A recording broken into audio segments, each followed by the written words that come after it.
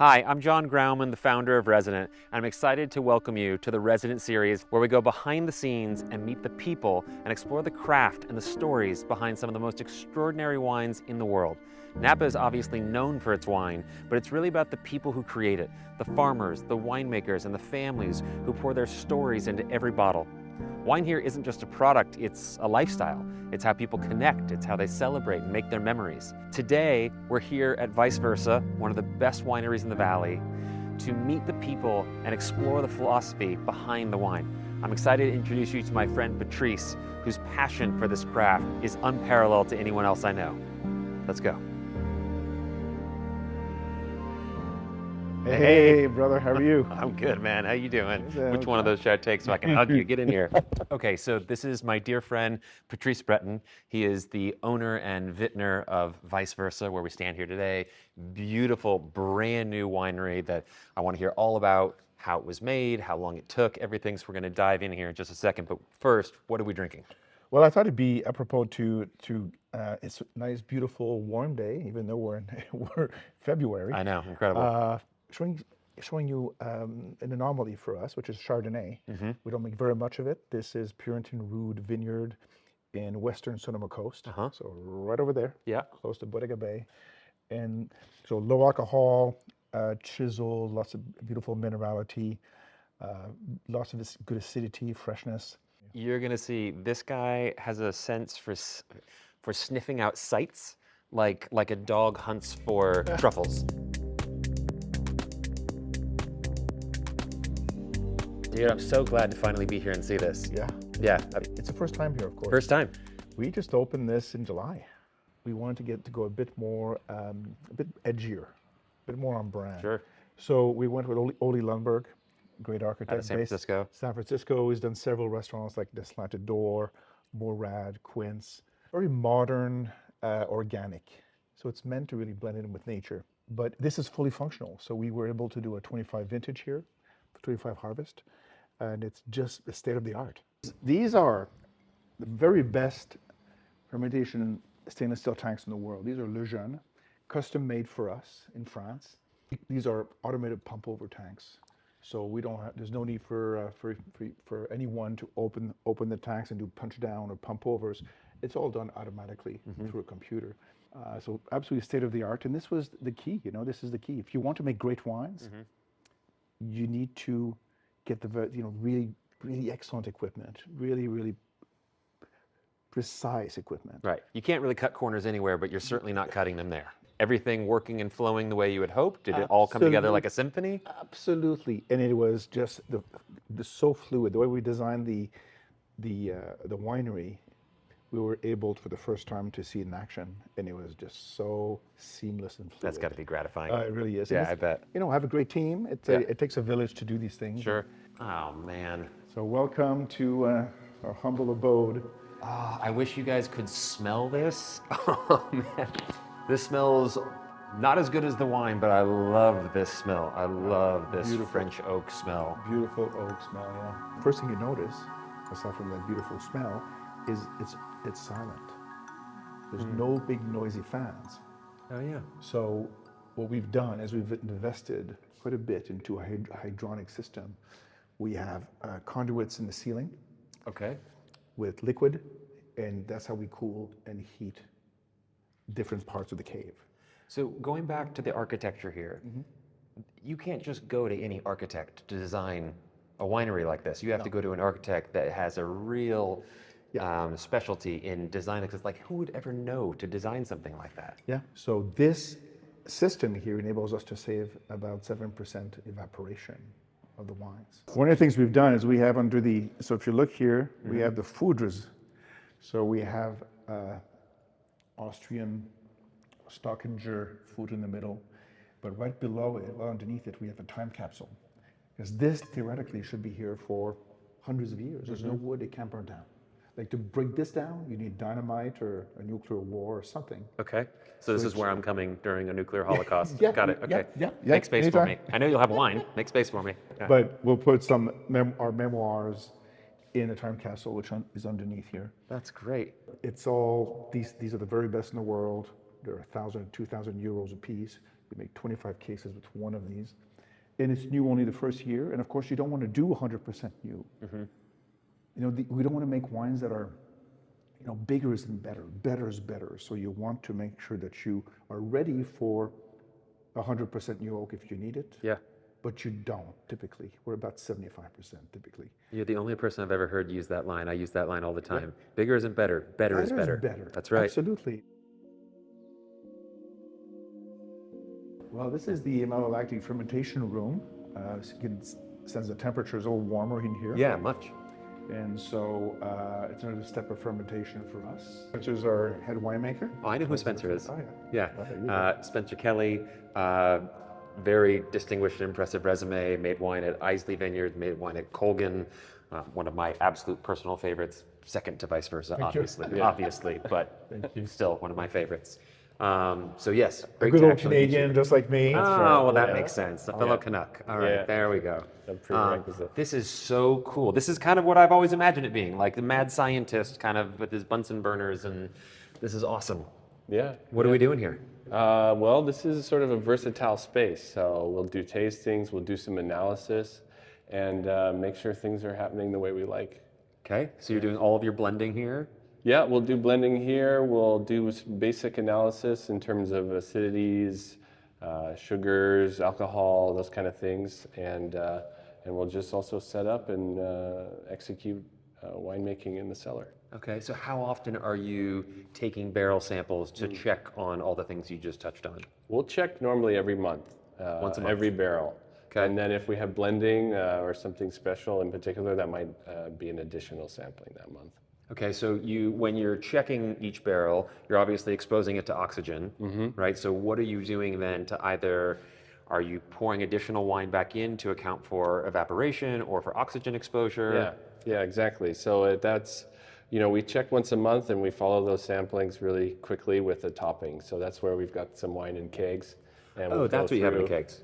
With inert gas and push that wine from the kegs into the barrels.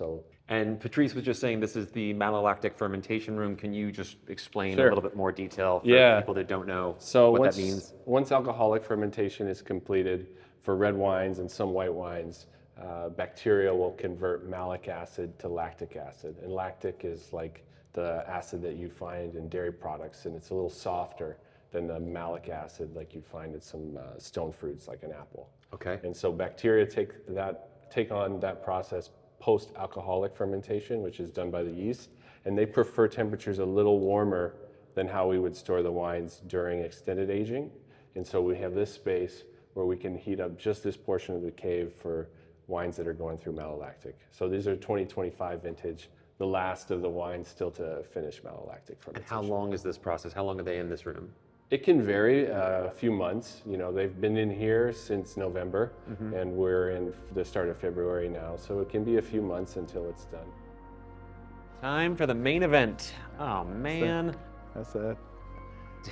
New tasting room. My gosh. Yeah, it's pretty nice. This is spectacular. So it's like a bit of a egg-shaped space here. And we've got these grading system, Corten steel grading system on the wall with artwork. The idea is to be able to change these on a regular basis. Love that idea. Have a seat, man. Yeah, thank you. Have a seat. I'd love to show you a bit of what we do here. I know you've had my wines a few times, but never like this. This focused. Yeah. Yes, I've been fortunate enough to have your wines many times, but not in this intimate of a setting where we can actually sit and talk about it and learn about your story. And I think all of that comes through in the expression of the wine. So I'm very excited. Tell me what we're drinking first. Let's start there. Well, we're going to start you off with our 2023 Beckstoffer Dr. Crane Vineyard Cabernet Sauvignon. So no foreplay. We're just going straight in. Okay, got it. Straight in with the big boy. Cheers, my brother. Great to Cheers, have man. You too. So 2023, absolutely legendary vintage. Yeah, that's what I'm hearing from everybody. People are saying best vintage of the decade. Yeah, I mean, I've never seen a vintage this great in my 23 years out here, personally. The vines have gotten older. We had a very temperate season, no big heat spikes. And we picked in October, mid-October, like we used to do 15 years ago. Yeah. It's gotten progressively warmer. And what happens is the root system goes deep in the soil to get the water and imparts itself with all the layers of geology.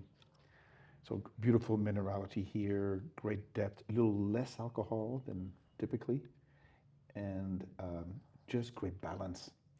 And so these wines are going to be very age-worthy, but they're seamless and polished. And if you decant, in a youth like this, if you decant them, we decant for like 4 hours. Totally. Typically. I would open these right after lunch to drink them that night for dinner. That's right. That's what you want to do. Could pop and pour, and that's a big. It's become an art, really. You know, decanting is for these serious wines. You know, you do this often with friends or with your wife. You go to this great restaurant and you see this great bottle of wine on the list, and you get it. You got 100 points or something. Yes. It's a young vintage, and there's no chance in 15 minutes that wine will spring to life. No. There's no it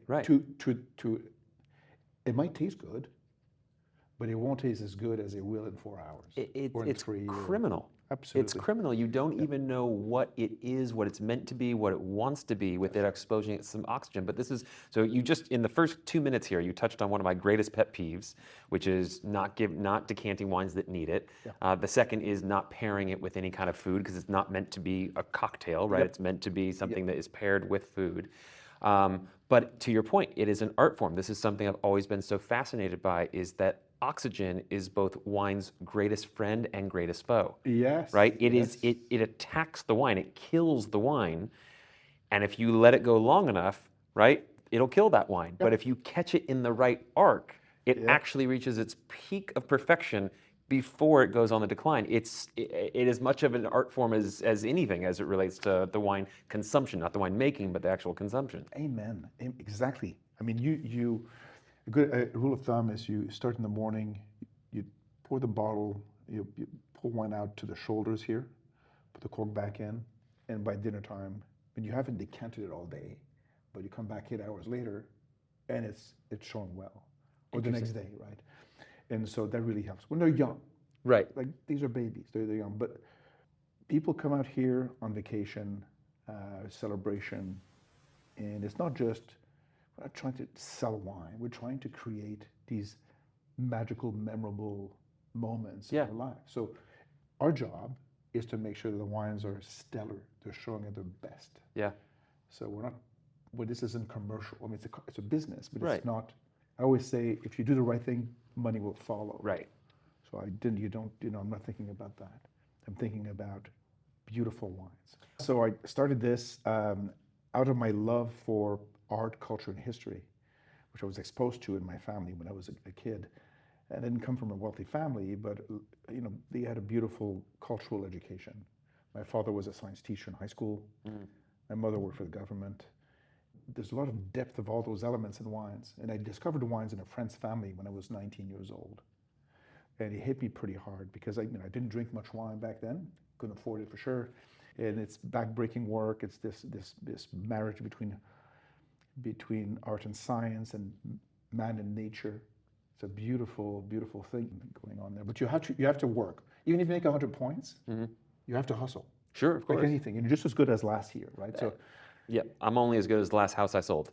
That's right. it. Yeah. So you just have to hustle. You have to work hard, and so it's harder. It's less flamboyant or romantic than it seems. It's farming. I always try to explain to people that, winemaking is farming. It's not for the faint of heart. You're out there. You're harvesting fruit at the wee hours of the morning. Yep. And then you make these beautiful wines. You make all these great wines, and you get great press and all this stuff, but then you have to sell it. Okay. Let's see what we have here. Okay, so this is a new wine for us. This is Beckstoffer Tocolon Vineyard, Cabernet Sauvignon. Just talking about. It's called Reflector. So it's the one. So the first one was the Dr. Crane here. Yeah. Tocolon Reflector. So this is named after a song from Arcade Fire. I'm very much into music. I used to study music when I was younger. Yeah. I played in a punk band when I was a kid. Yeah.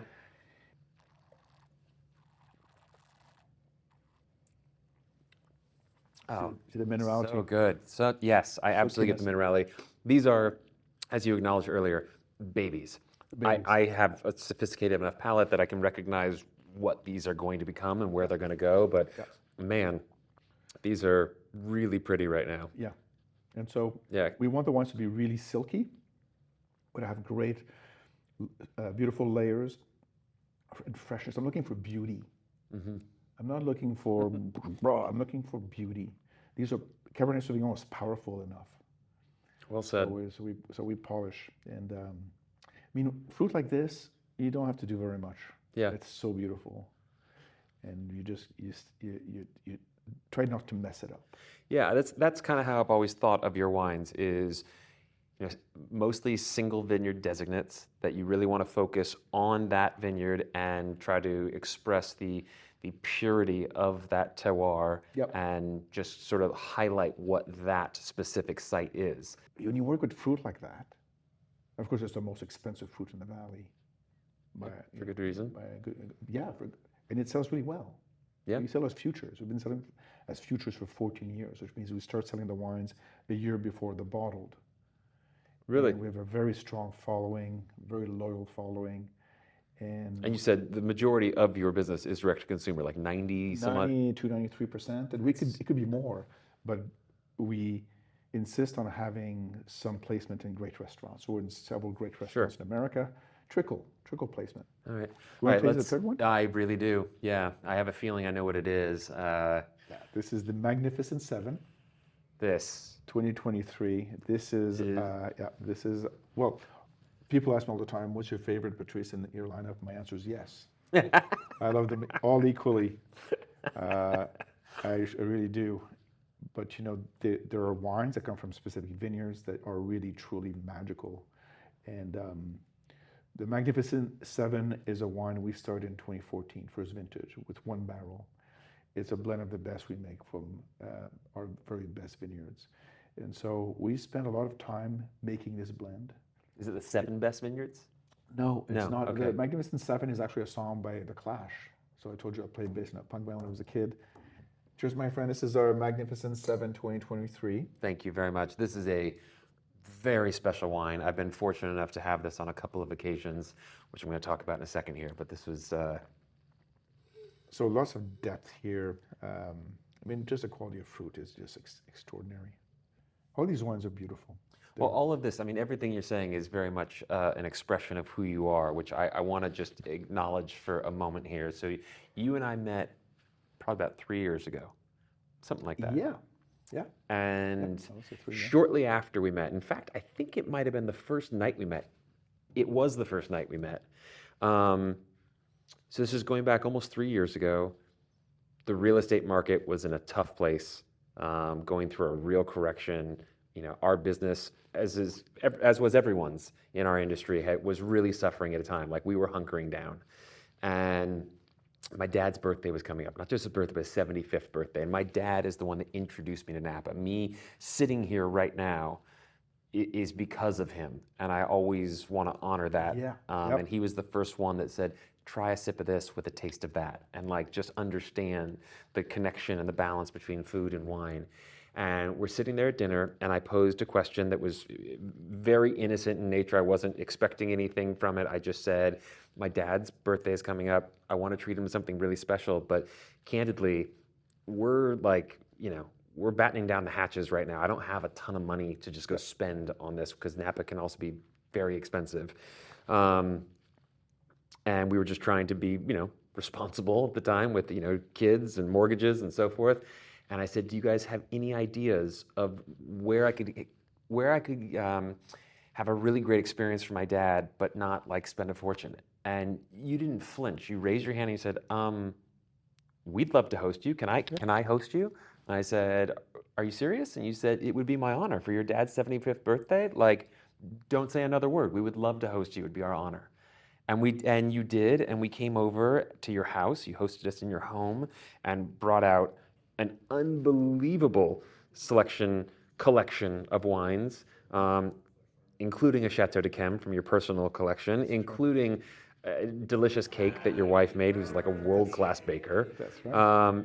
And it was unbelievably special, and it was the more I've gotten to know you, the more I've realized just what that says about you and who you are and how you choose to show up in this world. And it was really Thank you. I'll never Thank forget you, that. brother. That's really kind of you. That's really nice. Well, that's me. Yeah. That's me. That's Samantha, my wife. That's saying, and those are our values. Yeah. So we make, so you'd see in the back I was here. going to say, yeah, so talk to me. I want to talk about the art and Yeah. how we incorporate all this, because like you said, you come from music and fashion, and this is one of our similarities, that, my background was also in music. I was in music before I got into real estate. And I always feel like, a fisherman can spot another fisherman. It's like, oh, I see you. Yeah. The art that you brought into this space, the space itself, which I feel like is a work of art. Like, there's so much intention behind it. Everything's very intentional. Yes. Of course, yeah, everything is. And I have an amazing team, very difficult about all the details, every single detail. And I've created the back labels myself. And the work with different artists, there's an artwork on the cork. You can see through the glass. There's a drop of wax on top of the bottle. Mm-hmm. So you can see in the light, you'll be able to see the artwork. We changed the labels in 2019. I thought it was pretty much time for us to exercise more leadership in this industry, but I didn't. There's many ways to do that. Mm-hmm. And there's many great wineries and great people making wines out here. And I felt the right way for us to do it was with further defining our identity with the art. And for your collectors, which you said 92, 93% direct to consumer, like this is, as a collector, this is one of the things that I love, that all collectors love, is the label, because you covet these bottles, right? Like 23, beautiful as they are now, right? I wouldn't open one of these for several years, which means that I'm gonna covet it, right? I'm gonna tuck it into bed at night. I'm gonna read it a bedtime story. Like this is like, these are my babies, right? Having different labels with different, whether it's monochromatic versus color and so forth, it's fun. It's a lot of fun. Let's go back to the name Vice Versa for a moment. So it's a rather poetic name, and then you have the diamond cut as well. Talk to me about the inspiration and the thought process behind the name, and that it all goes together. Sure. So tell me about this. Another great question. Vice Versa, for me, is about balance. I'm not balanced at all in my life.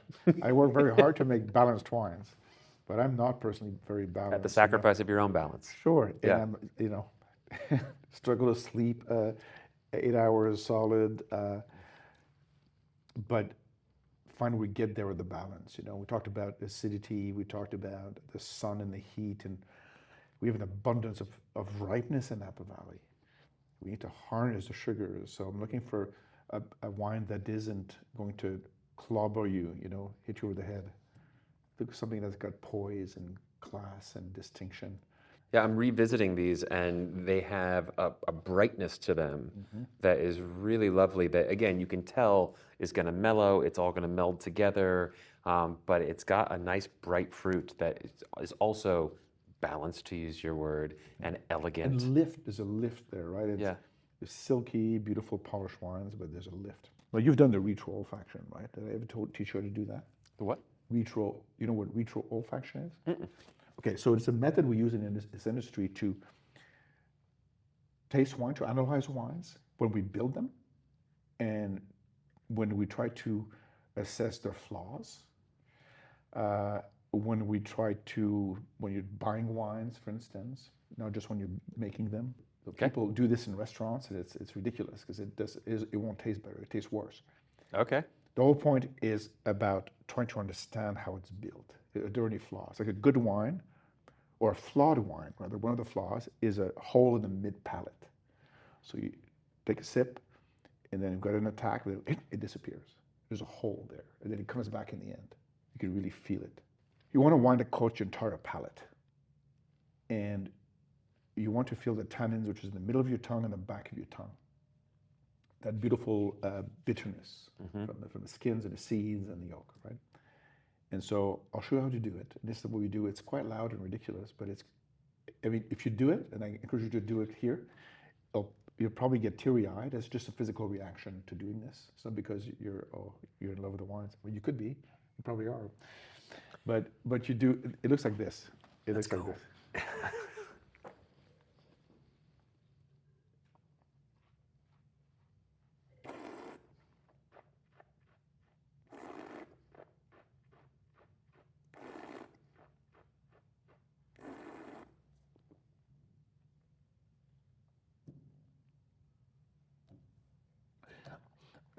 wine. You see my tears coming? Yeah. Okay. That is great. That's what you want. You want the wines when you do this, and it's used to be difficult to drink. If you do this and there's nothing, Yeah. you have a problem. Okay. Try it. I mean, I usually, do a little sort of aeration when I'm sipping wine, right? Just to kind of just breathe a little more oxygen into it. Easy. Yeah. Okay, here we go.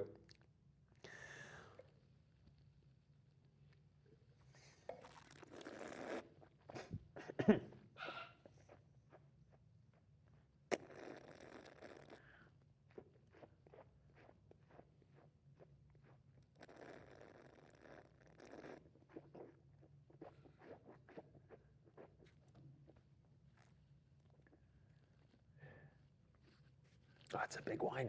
See? It's a big wine. No holes anywhere. It is a lift. It's still, it just finished from, like it's just. So this is not designed as a way to enjoy wine. This is a way to detect in the winemaking process whether or not there are gaps or flaws. You want to make sure the wines are beautiful in their youth and beautiful in 20, 25 years. Or have that potential to age. So it's that structure. But that's a great lesson right there. Yeah, it is. Thank you. That's a lot of fun. That's a good way to go out right there, man. This has been You're so welcome. awesome. Thank dude. you so this much. This has been so great. I love hanging out I with feel you. like I'm like learning from the master. This has been really fun to just get to experience the wines with you and through you. And if you can't feel this man's passion for what he does and what he creates, I don't know what to say.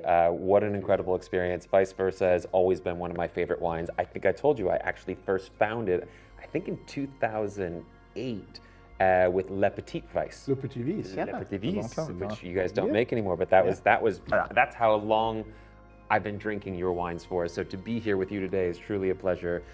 You got to check it out. Some of just the best wine in the valley. And thank you again for the time. Appreciate it. Thanks so much, brother. Thank you so much. Thank you. Cheers.